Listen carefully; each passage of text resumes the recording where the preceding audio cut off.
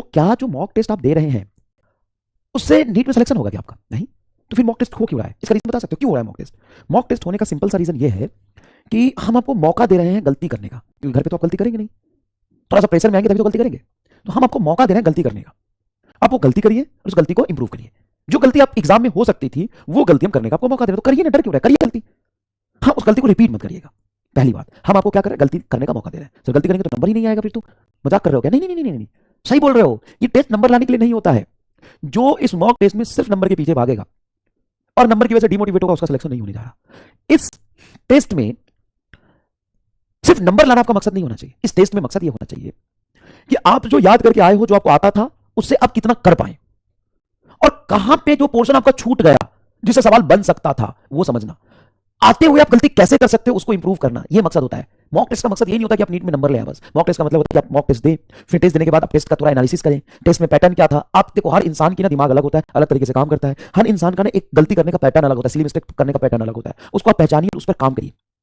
आप अपने week portion को समझिए। आप 3 घंटा मैनेज नहीं कर पाए तो भाई साहब पहले टेस्ट से तो यही सीखो कि 3 घंटा मैनेज कैसे होता है, टाइम मैनेजमेंट सीखो।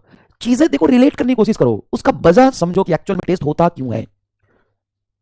टेस्ट में हमेशा टॉप करने वाला सेलेक्ट हो जाएगा या उसका सिलेक्शन तय है, इस बात की गारंटी नहीं है। लेकिन टेस्ट में कम नंबर लाके भी उस टेस्ट को एनालाइज करने वाला, उस टेस्ट से अपनी गलती को इंप्रूव करने वाला, टेस्ट से सीखने वाला। अगर मान लो तुमने टेस्ट दिया और तुम्हारे 720 में से 720 आ गए, इसका क्या मतलब है? मतलब टेस्ट तो बेकार गया। 700 में से 700 आ जाएंगे तो टेस्ट तो खराब गया, तो टाइम खराब हो गया तुम्हारा। अगर 720 में से 720 तेरे आ गए, मतलब उस टेस्ट में जितने भी सवाल थे वो सब तुम्हें पहले से आता था। हाँ, तुमने सारे कर लिए। हाँ, तो 3 घंटा खराब ही हुआ ना। बी लॉजिकल, समझने की कोशिश करो, क्रोनोलॉजी को पकड़ो कि अगर 720 में 720 मेरे आ गए, मतलब जो भी सवाल थे वो सब मुझे आता था, तो साला टेस्ट में 3 घंटे बैठ के तो मैंने खराब किया, 3 घंटे में तो फिर आगे का पढ़ लेता। क्रोनोलॉजी समझने की कोशिश करिए, जो मैं कह रहा हूं उसको फील करो। लॉजिकल बात है कि अगर मुझे 720 में से 700 नंबर आ गए, मतलब उस टेस्ट में जितना भी आता था वो सब मुझे पहले से आता था, तो साला टेस्ट में दिया क्यों? इसको बढ़िया कि मैं टेस्ट ही नहीं देता, 3 घंटे में आगे का सिलेबस कवर करता। हाँ सर, अगर 500 आए तो 500 बेकार है, बचा हुआ 220 नंबर का गेम है।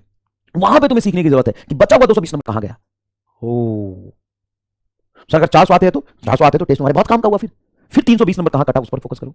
सर अगर हमारे 200 आते हैं तो सबसे काम का टेस्ट तो तेरा ही था, तेरे लिए तो टेस्ट बनाया गया था। असल में क्या सोचता कि बच्चे अगर मेरे साढ़े 600 आ गए तो वाह यार, बस 650 नंबर आ गए, मतलब 650 नंबर का तो तुम पहले से आता था, वो तो किसी काम का है नहीं। काम का क्या, जो 70 नंबर का गेम है वो कहां कटा।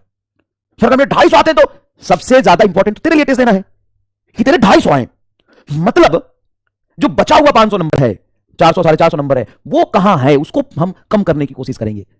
तो यहां उल्टा होता है, जिसका टेस्ट ज्यादा था वो मोटिवेट होता है, उसको तो दुखी होना चाहिए। अगर तुम्हें 650 700 नंबर आ रहे हैं, दुखी हो जा, सारा टेस्ट में टाइम खराब हो गया। फिर ऐसा टेस्ट में जिसमें कुछ सीखने को मिले, और जिसके 300 400 आ रहे हैं, सबसे काम का, सबसे यूजफुल टेस्ट उसी के लिए होता है।